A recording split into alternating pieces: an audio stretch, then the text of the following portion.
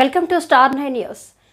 శ్రీకాకుళం బోగిల గిరికుమార్ కార్గిల్ యుద్ధానికి నేటికి 25 ఏళ్లు. భారీ ఎత్తున 5K రన్ నిర్వహించిన ఐఏఏసీ 5K రన్కు ముఖ్య అతిథిగా గోండు స్వాతి శంకర్ అమరవీరుల త్యాగాలు మరవలేనివని ఐఏఏసీ డైరెక్టర్ బివి రమణ 25వ సిల్వర్ జూబ్లీ కార్గిల్ విజయ్ దివాస్ వేడుకల సందర్భంగా నాటి విజయాన్ని అమరవీరుల త్యాగాన్ని స్మరించుకుంటూ ఈ విజయ్ దివాస్ను Indian army calling center candidates జాతీయ జెండాలతో భారీ ఎత్తున 5K రన్ నిర్వహించారు. ముఖ్య అతిథిగా పాల్గొన్న శ్రీకాకుళం స్థానిక ఎమ్మెల్యే గోండు శంకర్ సతీమణి శ్రీమతి గోండు స్వాతి శంకర్ హాజరై ఈ రోజు మన దేశ చరిత్రలో ఆపరేషన్ విజయ్ పేరు సువర్ణాక్షరాలతో లిఖించదగ్గ దినమని, కార్గిల్ అమరవీరుల త్యాగాల కొరకు ప్రసంగించి వందే మాతరం అనే నినాదంతో పచ్చ జెండా ఊపి 5K రన్ ప్రారంభించారు.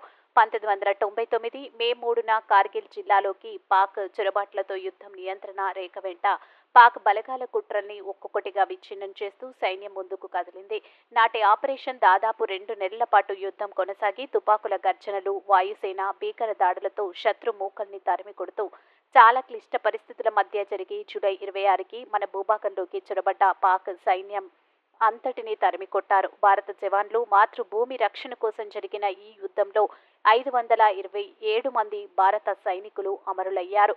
వారి త్యాగాల్ని గుర్తు చేసుకుంటూ ఈ 5K రన్ నిర్వహిస్తున్నామని ఐఏసీ డైరెక్టర్ బివి రమణ తెలిపారు.